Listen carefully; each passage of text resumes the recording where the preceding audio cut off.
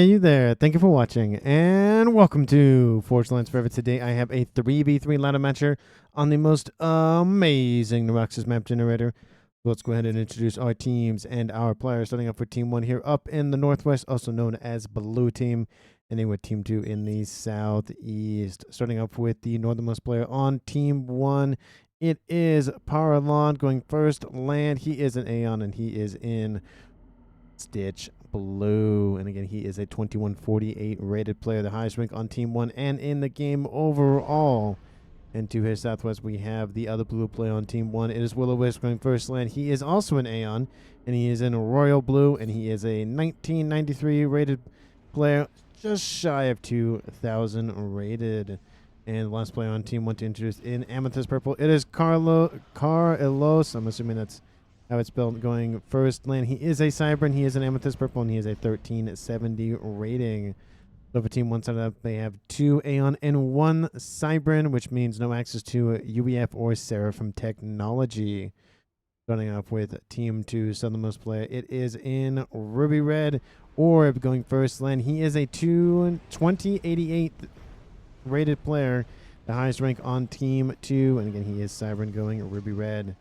In the middle of the lineup here for Team 2, it is Bling Chill going first land and second air as a UEF. He is in Chevy Crimson, and he is an 1864 rating. And to his north, the last player to introduce of the game and another UEF here for his team, it is Gaietzenkraft going first land. He is a 1504 rated player, and again he is in orange, the color orange. I'll probably call him Kraft for short because Gretzenkraft, it will be very hard for me to pronounce just off the tongue, or I have to really think about it. So again, that is Team 2's lineup. They have 2 UEF and 1 Cyber, no access to Seraphim or Aeon technology, which also means there's no Seraphim players at all in this game. So apologies to those who like to gate in through portals.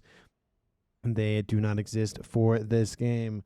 And with introductions out of the way, let's take a look at the reclaim for 6 players to scoop up. They have not even 5,000 mass to scoop up, which is, I'd say, 700 to 800 mass per player. It's not a whole, it's actually a little less than 800 before. It's about 7 something. Not a lot of mass to scoop up, so let's take a look at the mass point layout. We do see a quad mixer and another quad mixer for Team 2 to scoop up. And I'd say this is a Trimex and another Trimex. At least 2 of those over there and a couple of odds and ends to the west. That is the amount of mass that I expect Team 2 to grab, but essentially will be right here and right here that our players will divvy up the map, or at least try to divvy up the map and go from there. There are a couple of ponds to hide in, and actually like a lower plateau, very small pond area with 1 mass point that a player could hide back there, but I don't see that really happening anytime soon, at least as of right now. Maybe we'll see a T2 Naval Factory for some UEF play out here. Actually, it would be on Team 2 side of the map, going for those governors. But we could see some Salems out from both teams, so we're just going to have to see how this game goes on. And of course, we see Orb pumping out a couple of hunters to get a nice little readout on the southwestern section of the map. I'm going to select one of those scouts. That way I can get rid of the stupid icons on my map. We do see all of the players on both teams leaving their main bases.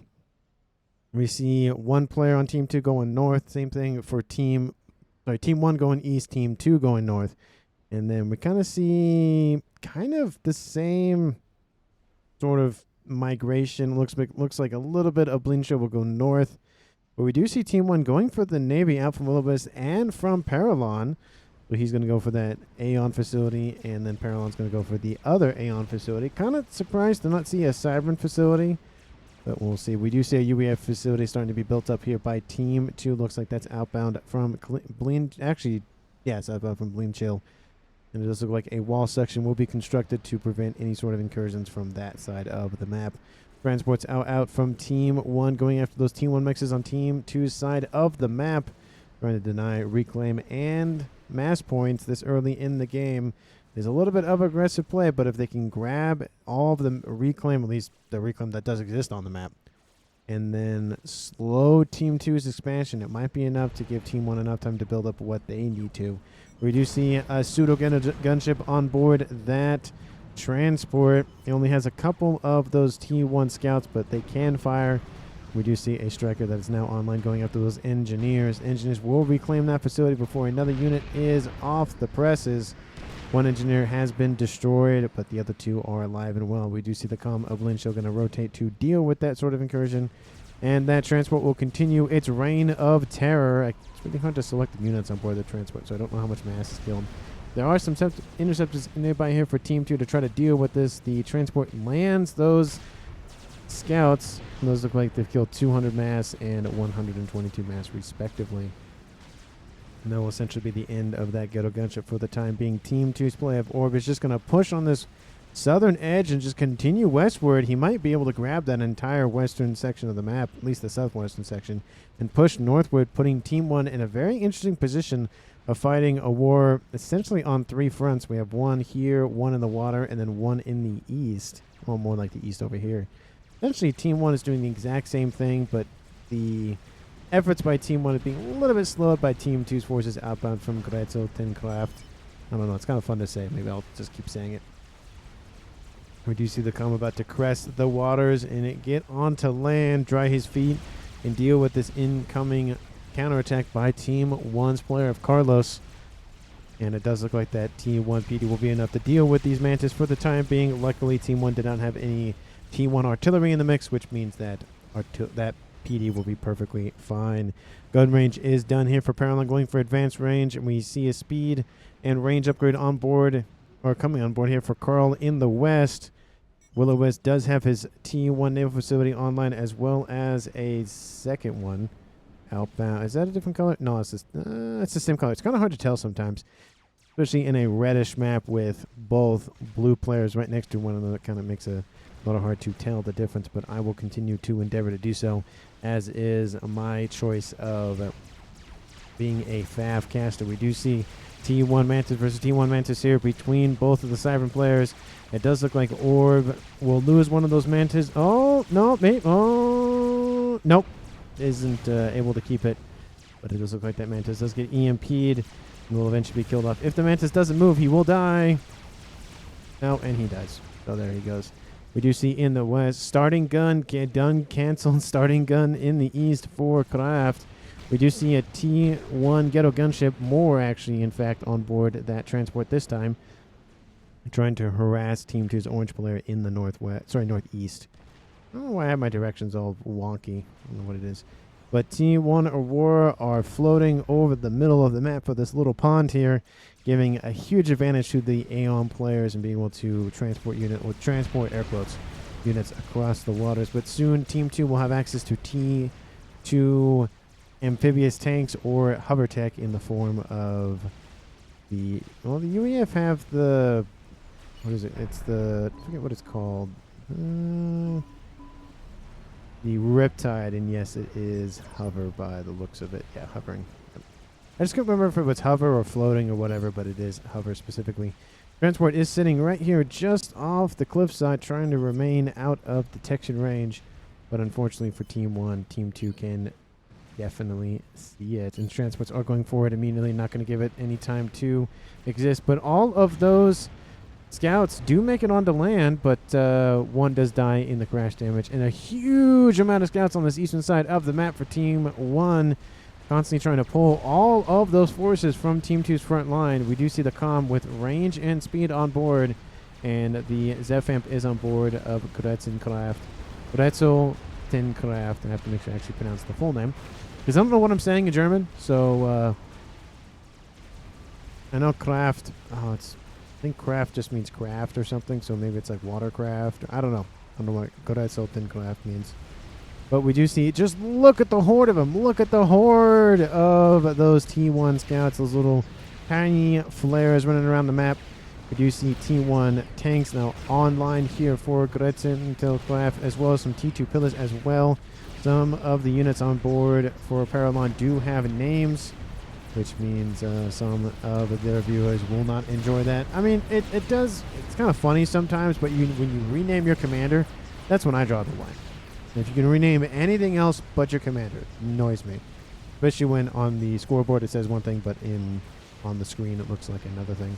We do see Blink Shield trying to deal with these T1 frigates as well as the units hovering around the map. And Will-O-Wisp has now walked all the way across the map to the middle of it to try to engage Blink Shield at close range. We do see Carlos being surrounded by a couple of T1 inties, but they don't pay him any mind because they can't shoot him. But we do see Team 2's orb in the southwestern corner of the map. He's not letting this go. He's trying to deny it for Team 1 for as long as possible.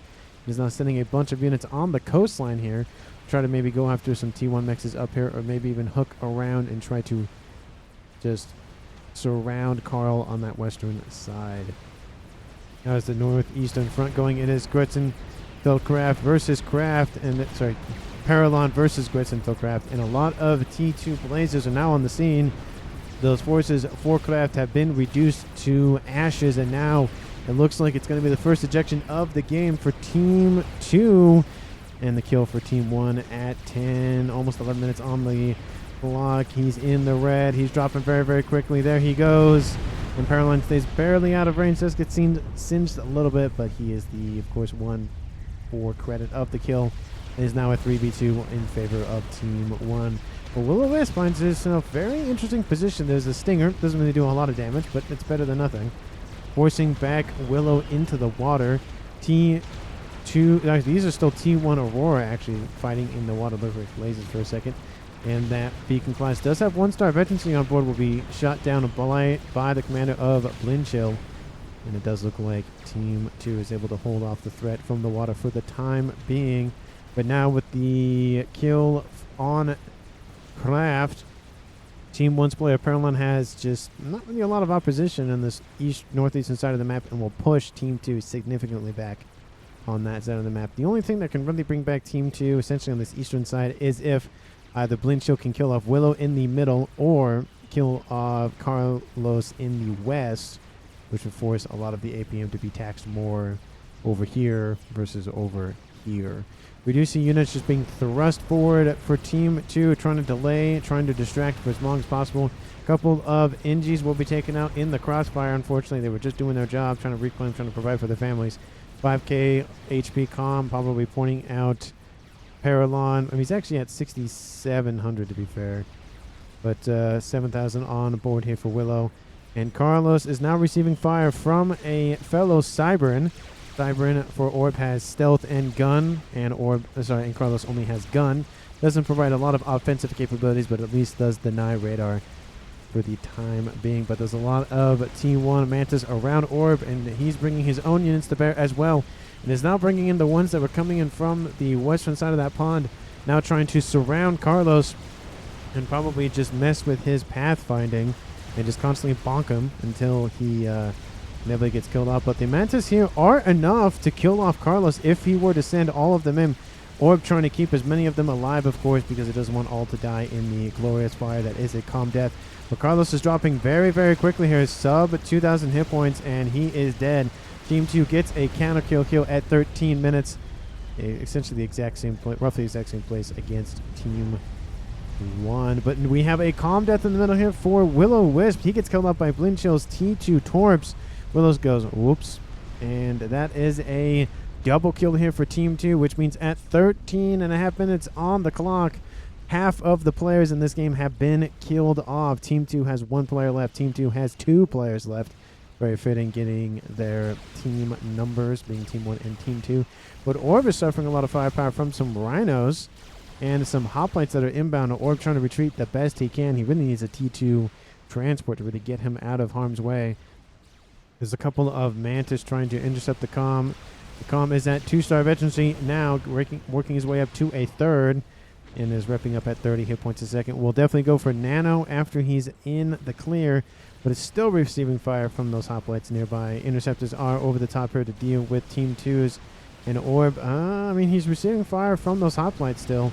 He just can't get out of range of those things. We'll click on the... You can see the range, which is barely in it, and they move a little bit faster, of course, than the comm, which means the comm is essentially always in range. At this point, the comm just wants to should turn around and engage them. dropping below 2,500 hit points, trying to kill them all off. All those hot points are grouped together. One overcharge will kill them all. Will he get that overcharge off? No, he won't. He'll force them back a little bit.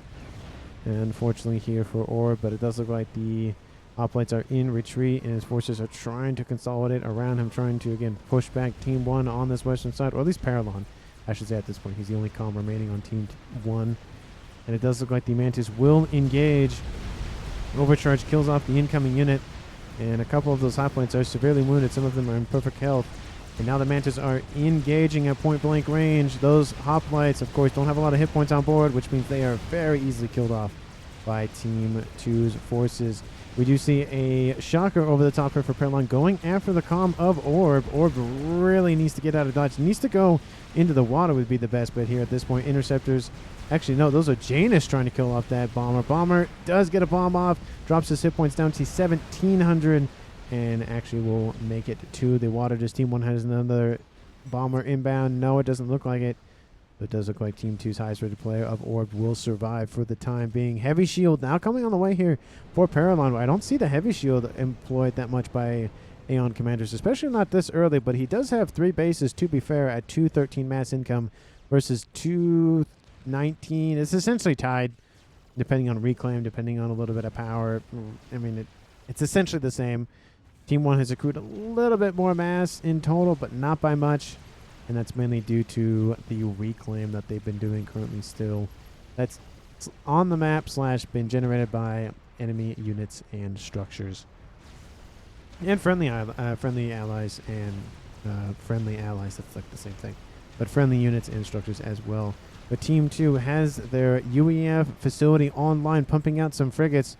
And I wouldn't be surprised to see that go T2 here pretty soon. And obviously with the emergence of that bomber, Team 1 has T3 air, Team 2 has T3 air as well. I'm kind of surprised to not see Team 2 maybe have a secondary player in the air. But they are dealing with a war on 3 fronts. 2 land engagements here on the southwest and the northeast, where the comm of Paralon resides and where most of his forces, at least his land at the minimum, are located. So again, he's hopping from the front line to back to front line to over here, to front line to over there, just kind of hopping back and forth constantly. And that is Team 2's advantage at the current moment, is they have more APM at the moment. Obviously, APM kind of not degenerates, degradates? I think it's degrade. I think that's the word for it. Degrades. Ah, there it is. Degrades as the match goes on. Fire does rain in front of Paralon. He goes, it's a little hot, and back up. But Orb is defeated by Paralon. Does he get killed off by a bomber? I might have to just... No, yeah, there's the bomber. It's inbound, or it was outbound. It looks like another bomber was brought in to assist, and that is the kill on Team 2 sides with the play of Orb. And now it's a 1v1 match here between Blinchill and Paralon. Obviously, I have checked the game to make sure there is no desync, and usually I don't cast a game that's this short, or at least as like, oh, it's a 1v1 now, but it does go on forward a little bit, so strap yourselves in, get some popcorn, get some drinks, get some, I don't know, meat, not meat, what's the word I'm going to use, like protein or something. I like to snack on like, there's like these beef sticks and beef jerky and like more hearty snacks. I mean, don't get me wrong, I love my chips and stuff like that, but I really enjoy like pepperoni sticks and stuff like that. Those are really good. So that's what my mind goes to. Where do you see the comm of Paralon just going to continue his reign, just perform what is known as the Sherman maneuver, which is to burn everything in your path that you walk by a town, you burn it to the ground and you keep moving. A scorched earth would be, I think, the phrase that comes from. But anyway, there's a lot of units just running around his front lines and kind of a little bit of his back line as well. But now again, Team 1, or Paralon I should say, has a bunch of loyalists online. Team 3 units pushing back Team 2, getting into his back line. I should say Blinchill, actually who I should say. But gun damage range is coming online here for him. Wants to have his comm protected. He's taken out one of the Aeon facilities, and there's one more to go after. Nope, it was very close. That frigate was almost able to kill off that T1 facility. But Team 2 is being pushed back still. Bunch of Obsidians to tank all of the incoming PD damage and then force them back. They have a Restorer in the air. as well as the, of course, Aeon. Not necessarily Sniper Commander, but he is very decked out. He needs to go for advanced range to be the Sniper Commander. But at least he is pretty close to his way to going there. There is a nice little T2 Skyboxer nearby to try to deal with that Restore. But the Restorer still, again, has 6,000 hit points. Pretty tanky for a gunship. Now, of course, the other, I think the Broadsword is pretty tanky. I think it has like 7,000 hit points. I don't know, I'm maybe confusing it with the Percy. The Warriors are getting into the main base here for Team 2's. It is the air grid that was built up by Orb. No, actually, no, that was built by Blindchill. Orb is down here. He has T3 land over here and has pumping out his own Loyalists to intercept as well. Going after all of that engineer support, but it doesn't look like these are microed as well as they could be. They do get new orders. T3 Pigeons definitely would be the prime target, as well as T2 Mexes. It does look like that one is going to be killed off before it gets to a T3 Extractor. Oh, all those stingers. You can just see, look at the just bad damage on board these stingers. And again, 1,000 of anything can kill anything, but still, like, look at this. It is not a lot.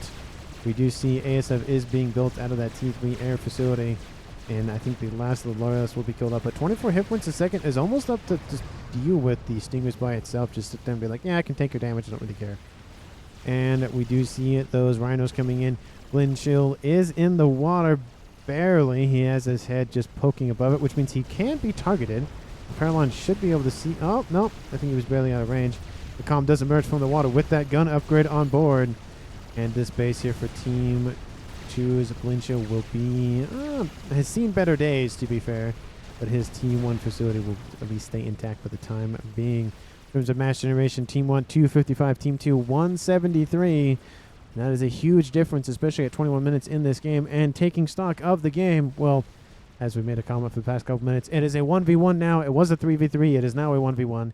Paralon, the highest rated player on Team 1 and in the game overall, is still alive. And Team 2's middle rank play of 1864, Blindchill, is alive in Chevy Crimson. So it is a proper red blush versus blue. I wish Blindchill was the ruby red color, but I'll take the crimson any day of the week over. I don't like the tan. I don't like how they just got rid of Pac-Man yellow and put in light oak tan. I don't like that. I kind of want them to go back to Pac-Man yellow. I think it fit more. I get what they're trying to go for, but I just like the Pac-Man yellow. I don't know. And this side of it was just too bright for the red faction. I don't know. But we do see Bricks standing very strong in the face of those Loyalists that are trying to emerge on the Team 2's facility. Look at all the Mexes that are gone. 1, 2, 3, 6, 7, 8, 9. I'd say 9 Mexes at a minimum that Team 2 had control over. Plus 12, 13, 14, 15, 16, 17, 18, 19, 20. 20 Mexes are down for Team 2. A huge amount of mass points to lose, especially this early. We do see the comm of Paralon. He is not stopping. He is constantly pushing Team 2's Blindchill back. I should just say Blindchill at this point. I keep saying Team 2 out of habit. But man, look at this purse. It is a concerted effort by him. He owns more than 50% of the map at a minimum, if not close to 75%. And now his T3 units are getting into that base that Orb tried to still claim and still hold on to.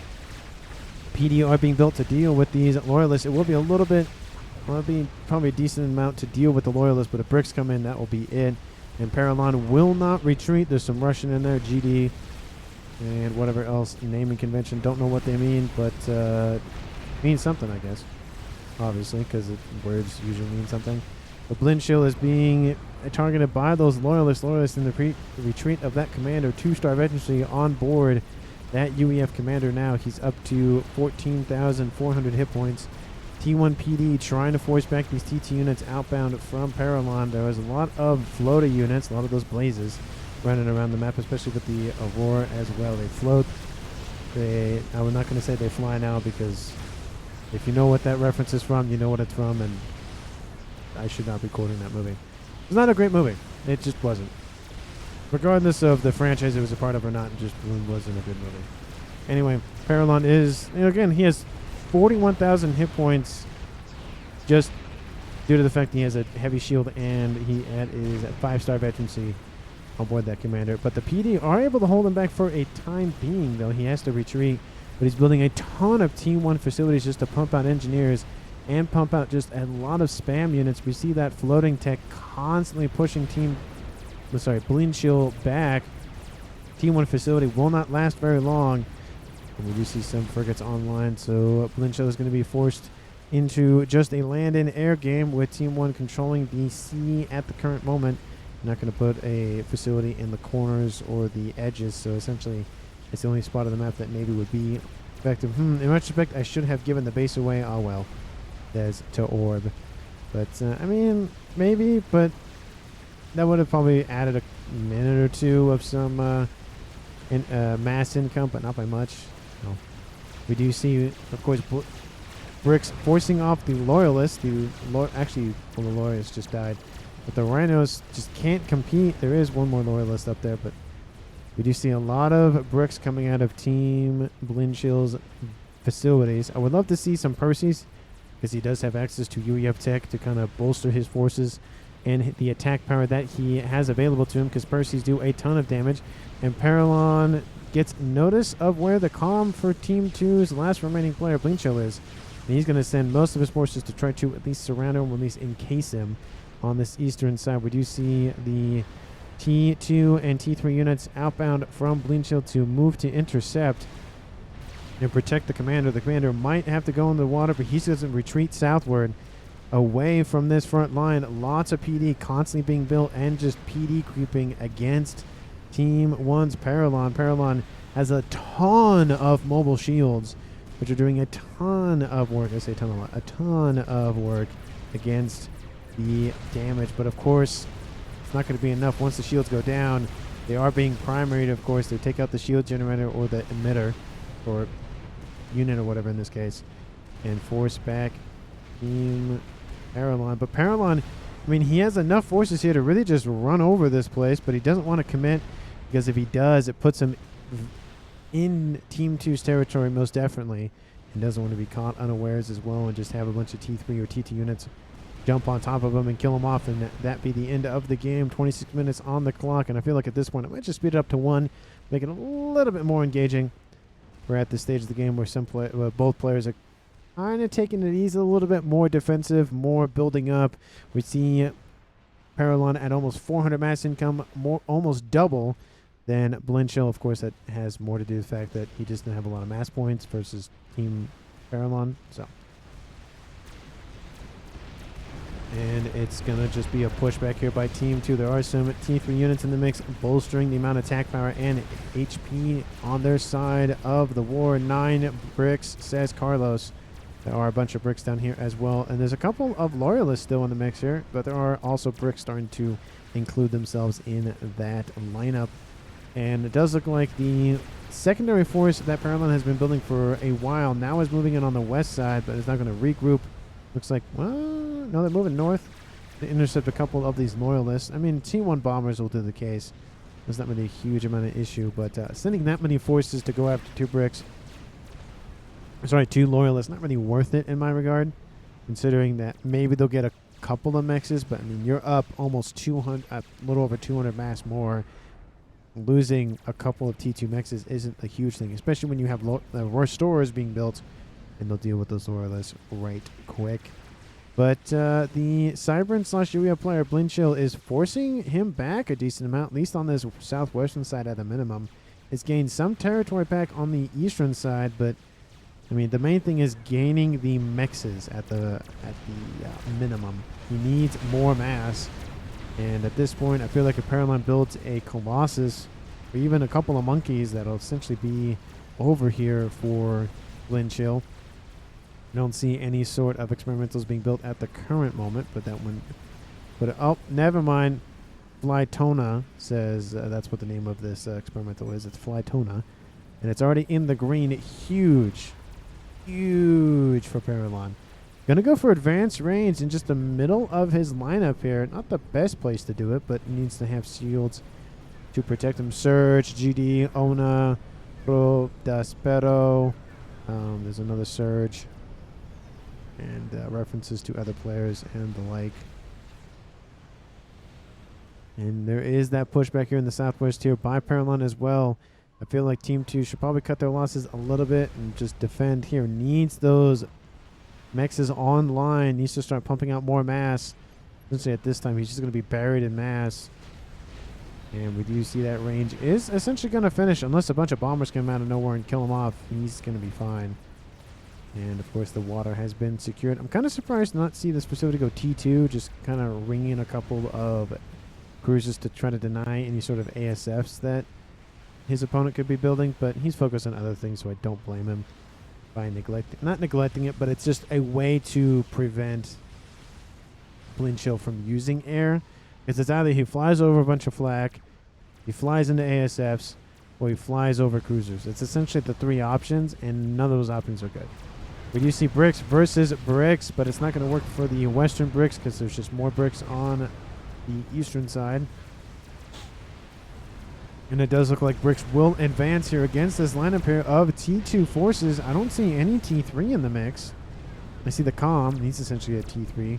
But I don't see anything else of that, which means these bricks have full range to just move around. But that Colossus is inbound. Does Blin Chill notice it? He'll notice the unit icon, but that is it.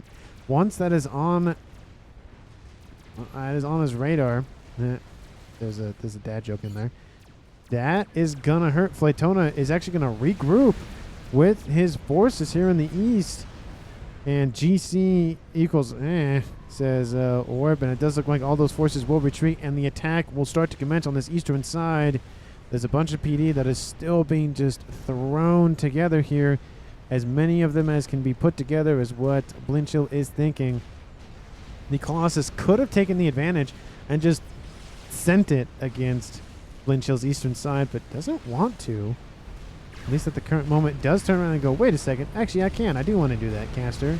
Stop talking about stuff and whatnot. Just let me do my thing. And Flaytona will just charge forward, taking out some T2 Mexes. And again, more PD, more PD. I would like to see some Ravagers mixed in here as well, because they can do a lot of damage and they have better range than the Triads do. Triads are more consistent, but Ravagers are just, you need the range, especially in this situation where Flaytona is just receiving a couple of thousand of damage, but again, 100,000 damage is a lot to chew through. And we do see the force moving in once again to support said Colossus. And is there anything in the southwest? There's a bunch of restorers now, and it will force an air fight. And Team 1's Paralon will probably win this fight just due to the amount of AA coming off of the gunships at a minimum. But the ASF go for the ASF here against Paralon, looking to try to take out the air superiority fires first and then the gunships, which might work, but it does give Team 1, of course, a slight advantage in having still restorers and ASF online. And the attack in the east is being led by all of those T2 forces, with the Colossus actually just going to retreat, which is definitely a misstep. He feels like he's going to lose a lot more than he's going to gain, and he's going to really just kill off PD. That is a ton of PD, to be fair, and some bricks mixed in as well, but essentially just dumped. It's one. I'm kidding. It's one. But that's in front of Lowell Paralon, says Orb. I mean, that's a lot of mass to scoop up here for Blin Chill to funnel into something. I was going to say either Fat Boy or Monkey, or even just Crab. Crab might even be a good idea to get that extra range. I don't know if Paralon's playing with his food or not, but there's a huge opportunity on this western side of Blin Chill's lineup, but he's just not taking the opportunity to just send it. There are some ASFs in defensive mode, and there are a couple of AA. I think those are bangers, right? Yeah, those are bangers, so flak. But, I mean, it's not enough to deal with restorers. There are a couple of bricks here going into the water to hide, and I can see them moving on this northern edge. That is a restore ball if I've ever seen one. How many does he have so far? Let me zoom out all the way. He has 38 restores. That should be enough to take out the air grid. I don't see why not. That should be enough. There are more pigeons being built. It does look like Blin Chill needs more power. Needs actually more mass, to be fair. Paralon has all the power in the world. He doesn't need any more. And Air Scouts over the top to get a nice little readout. Do the restorers engage? And it looks like they will. They're moving in south. I don't know what this zigzag sine, cosine nonsense wave this is, but it's something. Could be a tangent wave. No, wait. No, that's the other way. Tangent wave's the other way. Sine, cosine. I'll stick with what I can remember off the top of my head. But just look at all of these restorers now just floating on the water, just hanging out. Oh, that is the wrong button.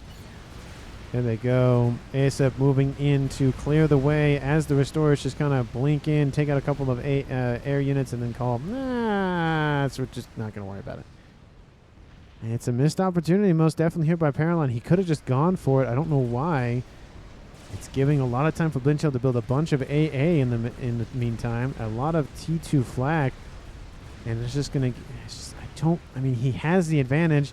I don't know if he's, again, playing with his food or not, but whenever I play any game, regardless if it's a first-person shooter, an RTS game, you assume that the player is better than you, smarter than you, faster than you, and know exactly what you're doing at all times. So if you notice you have an advantage, you take it, because they're just going to take it and take that inch you gave them and get a mile out of it. I don't know if that move would have won the game entirely, but it would have done a huge number on the mass income for Blinchill on that southern edge. We do see Fly Tona just sitting over here with a bunch of shields, a bunch of those Obsidians and Blazes.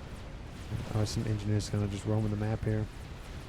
I don't know what Paralon... If Paralon goes for a Paragon, like, I don't know. I don't think you need that for this match, but if you want to go for it, you can. Rascom's now being gated in here by Paralon to ratchet up his eco. A bunch of hives also going to be built. That is a lot of engineering power. And they're going to go for some maybe SSUs out of that Cybern one as well. Don't see this. I mean, this attack could be enough to crouch this base. It was, I thought, earlier. But Blinchill now just going to stay underneath a bunch of shield coverage here on his northeastern front line.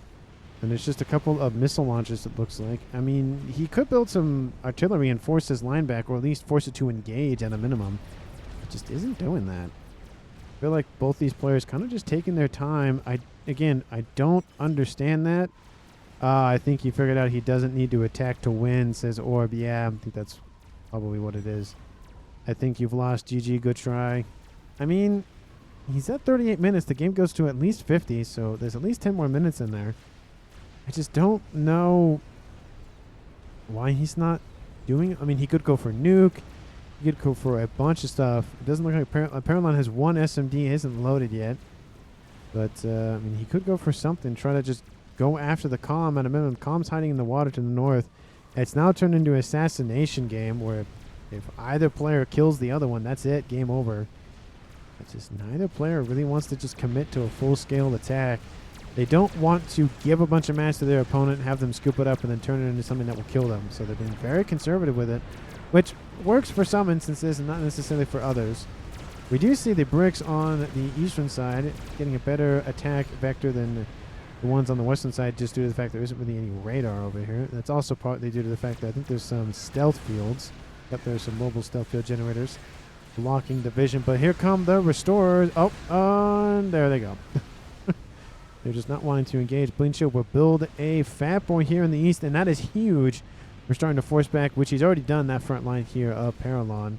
And just the restorers are just getting more numerous. I hope that Blinchill builds a bunch of AA or ASF, because that is a ton to chew through. They're just roaming the map, slowly just cutting off any sort of other resourcing options that Blinchill has access to. And that's a lot of spam. We do see a bunch of Miasma. Miasma aren't in range. Do much. Except just go after a couple of engineers running around. He does want a fallback position, which I don't blame him for wanting that. But he's not going for much. I think I'm just going to speed it up to 2, because now it's just wait. And I don't like these games where let's just build up a bunch of units. And I mean, that is fun to like watch giant armies just clash. But I like those games where there's still attacking going on. That's the one downside with this game turning into 1v1. There's not really a lot of just constant action. It's okay, build up, maybe we'll attack, maybe we won't. Okay, we'll build up some more. Maybe we'll attack, maybe we won't. Okay, build up some more. And Blinchill not going for Nuke, not going for Game Ender, not going for anything. And at this point, he has to attack or just Paralon will out-eco him, and we're currently 1.4k mass income versus 500. And again, one of those instances where mass income is just very apparent, and most likely who's going to win. It does also look like Blindchill has some power issues as well, so that's also not helpful. But 1.4k mass income is huge. It's more than almost triple the mass income here for Team 2's last remaining player. We do see some bricks in the water, but that restore ball is getting pretty big. And that Soul Colossus on this eastern side not allowing that Fat Boy to really get a whole lot of work done. It's kind of just running around. Fat Boy does start to launch some artillery shells and go after those T1 units, but there's a lot of spam mixed in. And also, of course, the T2 miasma being annoying and not allowing the Fat Boy to get super close. But it's just kind of weird to see this not really... Paralon could just shove it down his throat, but he doesn't want to. Which is fine, because games like this do happen. And it's good to point these out sometimes, because it's like not all games are very flashy, or there's a bunch of experimentals. And a lot of it is kind of posturing, especially with 1v1s. They're very posturing, build up some units, maybe charge, maybe don't. Go for some game enders or something if you have if the game lasts that long. We do see a couple of bricks do make it to shore and are taking out some T1 frigates, but that amount of restores is just going to annihilate whatever was under them, which is those bricks. And we do see some Percys now lining up that front line here for Team 2's Blindchill. And the comm of Paralon has not moved yet. Same for Blindchill. I think he's still underneath that shield coverage. Paralon builds an experimental. It is a Paragon. I didn't even notice he was building it, but there it is. There's the infinite mass. I think I'll slow it down just a little bit because this is just a lot of mass. Oh, look. It's mass building mass. Look at this. This through the amount of mass. This is right here. Anti-nuke says orb. But they're building donuts at this point. I think Paralon's just going to crash some donuts on top of Blindchill and call it a day. I'll speed it up back to 2 so we can see that at the current moment. There it goes. He's going to call him Flaytona again. Flaytoha. So there's Flaytoha, and is it Flaytona? Oh, it is Flaytoha. Gosh dang it. I've been saying it wrong. That makes me feel annoyed and embarrassed a little bit. The attack in the south is still commencing. Bunch of bricks. Again, I bet Team 2 doesn't really know anything. Nope. Anti-nuke unshielded. Satellite has been built. It looks like some spy planes might notice the Paragon. It's called Dragonite, which is a Pokemon from Pokemon. And those bricks are going to keep going.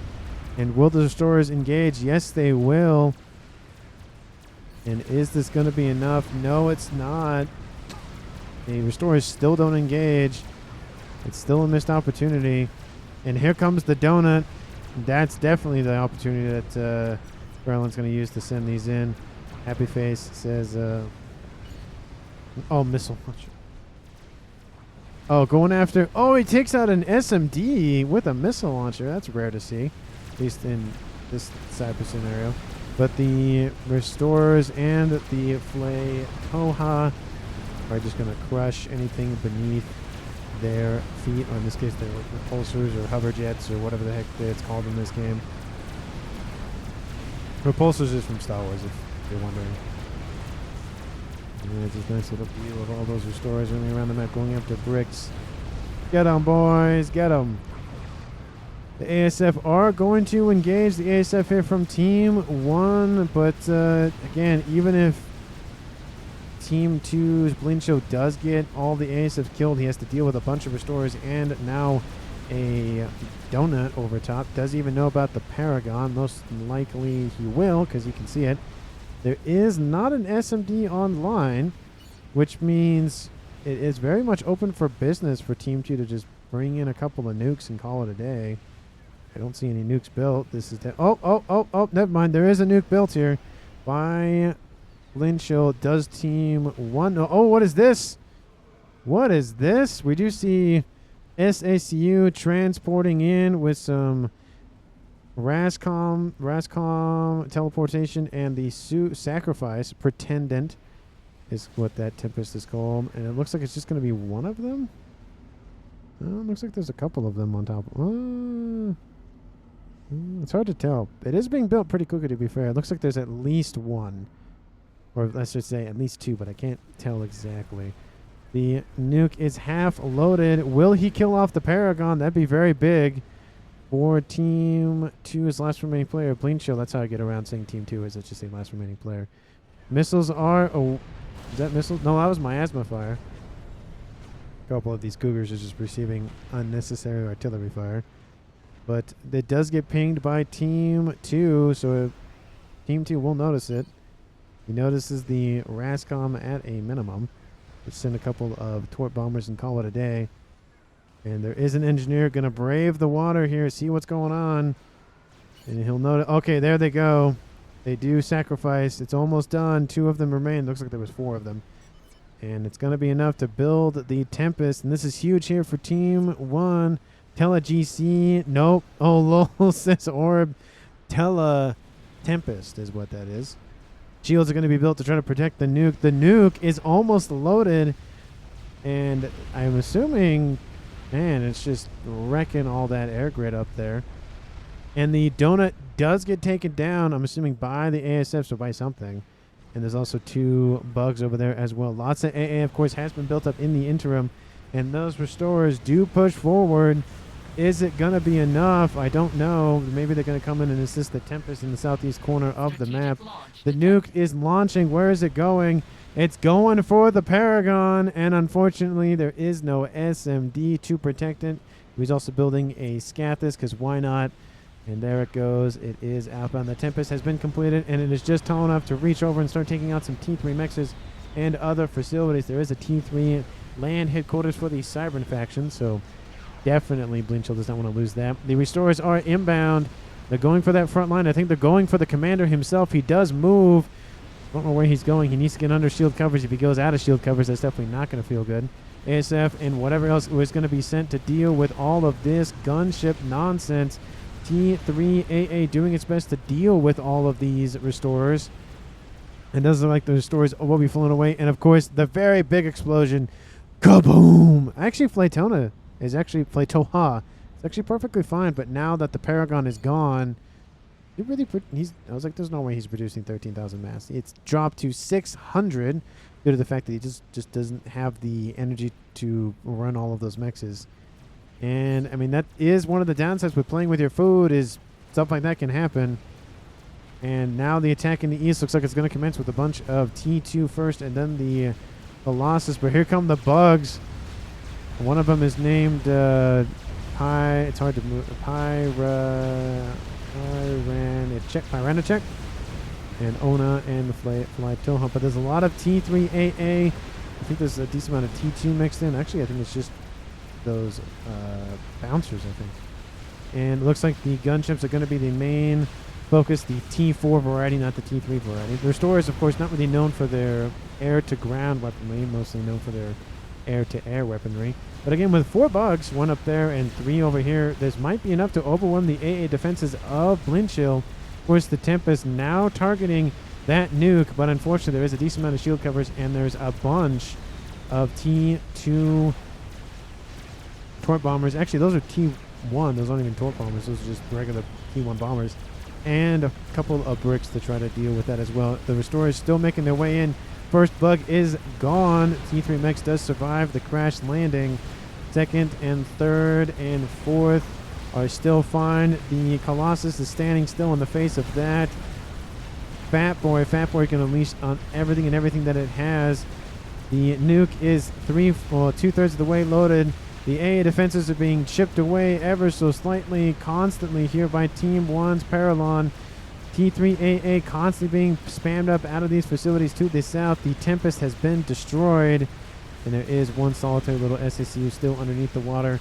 Bugs are just going to rip anything and everything that's still alive in the southwestern section of the map, and I think I'll actually split it to cover what's going on down here and what's going on over here. T1 bomber spam is on its way. You can see that on the mini-map. I'll move the map to the middle of the map. You can see all those T1 bombers are inbound.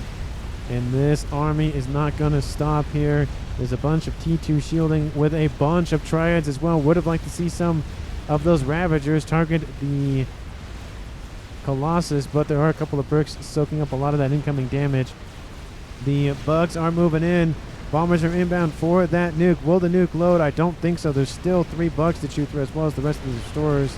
At least he was able to kill off the Paragon. That's at least that's a consolation prize at a minimum. And does look like this army to the east is being dealt with very, very handedly. But unfortunately, the nuke is it almost loaded. 73,000 mass killed. It will not load. It will not have enough time. Engineers are killed off, and the nuke is gone. Oh, nope, still not gone. Nope. And there it goes. Okay, I was like, is it gonna die or is it not gonna die? Blindchill now over here trying to hide, but cannot get down there into that little crevice of water. I think I'll end of the split for the time being. But the bombers are inbound. Look at the wave. Look at it. Look at the wave. Look at it. It is inbound. There is not really an amount of shielding in AA that will deal with this amount of bomber spam. The comm is still running away. Another one of the... Oh, actually, all the bugs are still alive. But there's really nothing left here of Team 2's Blindchill. And again, he fought the good fight. But just the amount of mass that Parallon was able to accrue, it was just outpacing him. I'm assuming... Did he build another Paragon? Hold on. We'll see that in a second. But they're not going in for the kill. Looks like they want to kill off the Fat Boy first. But again, the whole playing with your food thing. Bunch of AA is being built. Flaytoha trying to do enough to deal some AoE explosion damage from the Pigeon. Oh, barely won't kill that off. Restores very far in between.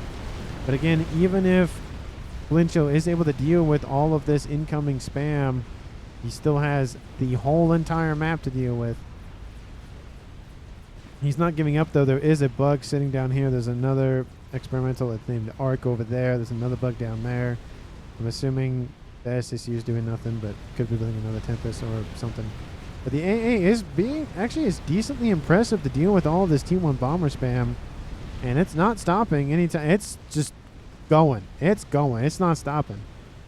And the shields are starting to be overwhelmed. They're being targeted specifically by those bombers. These shields would have to be assisted consistently just to keep up. And if that, just a lot of dead everything here on the map. How much mass is currently on the map in view?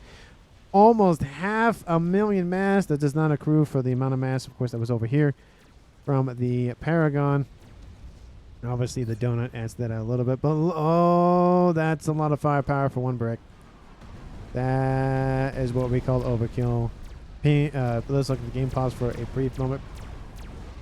The brick trying to kill a T2 Mechs. Will he get it? Yes, he will. He's still alive. He's alive and kicking, but he dodge. There's going to be enough bombs landing at this point where it's not really going to matter. Dodge. And the bombers actually go to a different target. What are they going after? The Comma Blindchill just going to walk forward. There are a couple of miasma to start shooting at him, and he's actually just walking through miasma as we speak. The Calm facing his death like a gentleman, just going to face it head on and kill anything and everything in his path. But bombers, there they come. How many are on screen? I don't know, but it's a lot of them. 655 bombers. That comm is what we call DED. The bomber's just going to sit. They're going to all build up and then attack at once. Or maybe just... Oh, nope, there they go. The attack has been issued. The shield is already down on board that commander in the yellow. Does get a rank in veterancy at 4 stars now. Will he get a 5th before he dies? I don't think so. He has to kill 3,000 mass off in the red. And I think he did get a rank in veterancy at the last second. But there he goes. That is the game. Team 1's Parallon wins it for his team. The last remaining player. And I think, MVP has to go to Parallon. He's the one that won the game. But Team 2's Blindchill put up a fight. He built a satellite. He built a nuke. He took out the Paragon that's being built. The Scathis wasn't able to be finished. But again, it just goes to the fact that Team 1 had the victory. It was pretty close to losing the victory because they played with their food too much. And again, I think this should be just a reminder to everyone, especially myself. Don't play with your food, whether in real life or in a video game or whatnot, whether it's a figurative, literally playing with your food or figuratively playing with your food. Just end it. Just be like, if you have the power to win the game, because if you don't, when you have the opportunity to, it might come back to bite you. And it was close, but Paralon did win. Again, let me know down in the comments how you felt about the game. Please subscribe to the channel. Hit that bell icon for notifications of when I do post. Of course, I post at least once a day, if not twice a day, depending on the videos that are released and the day, of course. And again, thank you so much for watching to the very end of the video. I greatly do appreciate it. And again, thank you so much. And I will see all of you in the next one.